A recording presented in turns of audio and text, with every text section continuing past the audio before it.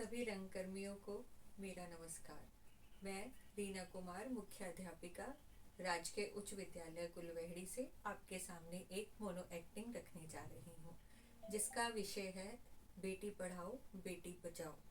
और ये मेरी जीवन की एक सच्ची घटना से ही प्रेरित है। कुछ घटनाएं मैंने अपने हिसाब से आज के परिप्रेक्ष्य में जोड़ दी हैं। तो शुरू करते हैं आउट ऑफ स्कूल चिल्ड्रेन सर्वे से।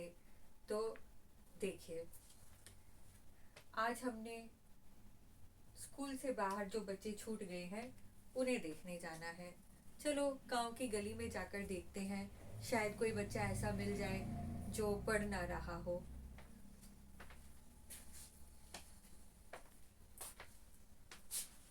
अरे, ये 5 साल की छोटी सी बच्ची गुब्बारे बेच रही है। ये पढ़ती तो नहीं होगी जाकर गुब्बारे बेच रही है।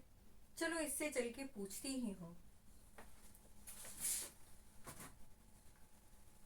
गुब्बारे ले लो गुब्बारे, गुब्बारे ले लो गुब्बारे।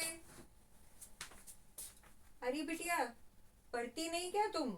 ये क्या कर रही हो? गुब्बारे बेच रही हूँ। स्कूल क्यों नहीं जाती तुम? गुब्बारे बेचने का काम करती हूँ। चलो स्कूल चलते हैं। तुम्हारी उम्र के बच्चे स्कूल जाते हैं, ऐसे गुब्बारे नहीं बेचते। मम्मी ने मुझे गुब्बारे बेचने के लिए बिठाया यहाँ पर। कहाँ है तुम्हारी मम्मी? वो साथ वाले घर में काम करती है और मैं यहाँ गुब्बारे बेचती हूँ। मैडम जी प्लीज गुब्बारे ले लो। अरे मैं गुब्बारे लेने नहीं आई, मैं तो तुम्हें स्कूल ले जाने आई हूँ। बिना मम्मी से पूछे कैसे मैं चली जाऊंगी स्कूल? चलो फिर अपनी मम्मी के पास ही लेकर चलो। आओ लेकर चलती हूँ।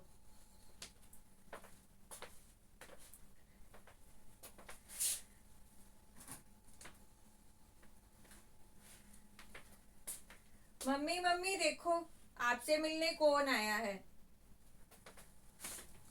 कौन आया है? नमस्ते बहन जी। नमस्ते जी।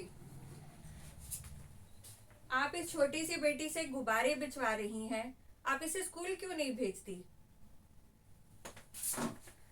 मैडम जी पेट भरे कि इसे स्कूल पढ़ाएं?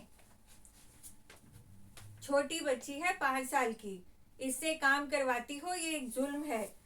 आज बच्चों को बाल मजदूरी हम नहीं करवा सकते, उन्हें स्कूल भेजना अनिवार्य है। मैडम जी अपने पेट का सवाल है। 6 जनों का पेट तभी भरता है जब मैं और ये दोनों मिलकर काम करते हैं। बाप तो इसका शराब बेचता है, पी पी के बेहोश पड़ा रहता है। अब हम अपना काम करें, पेट भरे कि इसे स्कूल में लेकर जाएं। देखो, इसको स्कूल भेजने से तुम्हारा कोई नुकसान नहीं होने वाला। अब तो सरकार ने 14 साल के बच्चों की शिक्षा बिल्कुल फ्री कर रखी है। फ्री कर रखी है, कोई खर्चा नहीं होगा हमारा। अरे खर्चे की बात करती हो? स्कूल में भेजने से वर्दी भी फ्री मिलती है, किताबें भी फ्री मिलती हैं, मिड डे मील का खाना भी मिलता है, और तो और अब सरकार ने सुबह नाश्ते में दूध भी फ्री कर दिया है। अच्छा, इतनी सुविधाएं मिलती हैं। अगर बच्चा पढ़ाई में अच्छा हो तो उसको छात्रवृत्ति भी मिलती है। ये छात्रवृत्ति क्या होती है? अरे छात्रवृत्ति, वो तो अच्छे बच्चों को वजीफा यानी पैसे भी मिलते हैं। अच्छा, सब कुछ फ्री के साथ ऊपर से पैसे भी। हाँ, तुम बच्चे को स्कूल तो भेजो, फिर देखो सरकार ने क्या क्या सुविधाएं बच्चों के लिए रखी हुई हैं। अगर ऐसी बात है तो ले जाओ इसे स्कूल। तो इस तरह से वो छोटी बच्ची पूजा, जिसका नाम था, वह स्कूल पढ़ने गई। पढ़ाई में वो अच्छी निकली और उसने अपनी 8वीं तक की पढ़ाई, जैसे कि सरकारी योजनाएं हैं, बिल्कुल फ्री की।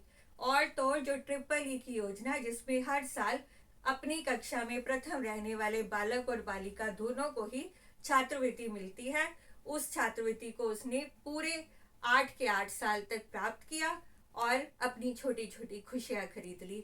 9वीं में उसका एडमिशन हुआ तो उसने कोई ऐसी प्रतियोगिता नहीं जो उसने ना जीती हो, चाहे वो कला उत्सव की हो, चाहे वो कल्चरल फेस्ट की हो, चाहे वो लीगल लिटरेसी वाली हो। सभी प्रतियोगिताओं में वह खंड स्तर को पार करते हुए जिला स्तर तक पहुंची और राज्य स्तर पे भी उसने अपने विद्यालय को प्रस्तुत किया।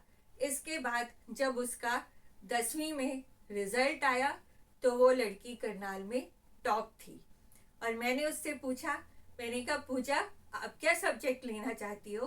तो उसने कहा नॉन मेडिकल लूंगी मैडम। मैंने कहा तो बिल्कुल ठीक है, तो अब तुम जाओ और सुपर 100 में अपना टेस्ट दो, और जब सुपर 100 में तुम जाओगी तो तुम्हारी कोचिंग बिल्कुल फ्री होगी। उसके बाद वो लड़की कोचिंग के साथ आगे बढ़ी और 12वीं का उसका रिजल्ट टॉप निकला और उसने आईआईटी से अपनी इंजीनियरिंग की। और उस इंजीनियरिंग के बाद जब उसकी प्लेसमेंट हुई, उसके बाद का उसके घर का दृश्य देखिए। माँ माँ माँ, क्या हुआ री? क्यों इतना चिल्ला रही हो? माँ, मेरी कैंपस प्लेसमेंट हो गई। सच में? क्या रहा? अरे माँ, मैंने कॉलेज में टॉप किया और साथ ही साथ मेरा 15 लाख का पैकेज लगा है। 15 लाख?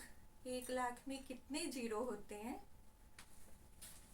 अरे माँ, 1 लाख में 5 जीरो होते हैं और 15 के बाद 5 जीरो, यानी साल के 1.5 लाख के आसपास मेरी तनख्वाह होगी। अरे सच बिटिया, तेरी इतनी तनख्वाह होगी? हाँ माँ, अब तुम खुश हो जाओ, अब तुम्हें घर में काम करने की किसी के घर में जरूरत नहीं, और मैं अपने बापू को भी नशा मुक्ति केंद्र में भेजूंगी और उसका इलाज करवाऊंगी। तो आप देखिए इस तरह से उस छोटी सी बच्ची को शिक्षा देने से कैसे एक पूरी की पूरे परिवार की जिंदगी बदल जाती है। तभी तो कहा गया है, बेटियों को शिक्षित करो और समाज को संस्कारित करो। धन्यवाद।